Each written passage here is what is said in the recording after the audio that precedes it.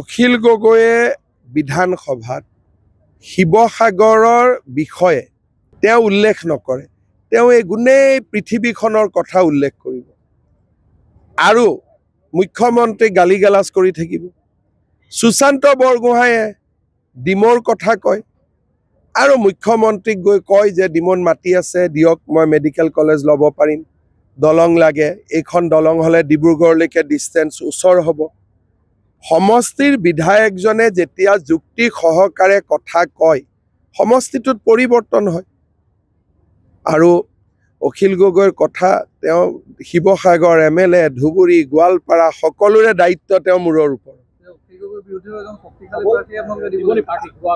চব প্ৰাৰ্থী আমি দিম, কিন্তু শিৱসাগৰত কি পৰিৱেশ আছে কি নাই, বহুত দিন মই শিৱসাগৰ যোৱা নাই, 2 দিনতে যাম, তেতিয়া গম পাম।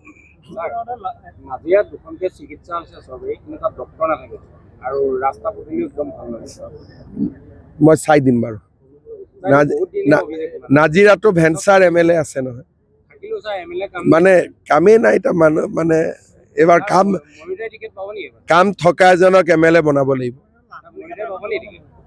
মই নাজিৰাত গ'লে ক'ম। আৰু ঠিক আছে, আপুনি সাংবাদিক নে কাৰ্যকৰ্তা? বাপৰে, সাংবাদিকেও যেতিয়া বিচাৰিছে তেতিয়াহ'লেতো এতিয়া কনচিডাৰ কৰিব লাগিব। সাংবাদিকে যেতিয়া বিচাৰে, কোনখন কি কথা? যিকোনো খবৰৰ বাবে যোগাযোগ কৰক আমাৰ এই নম্বৰত 9181 307 2221।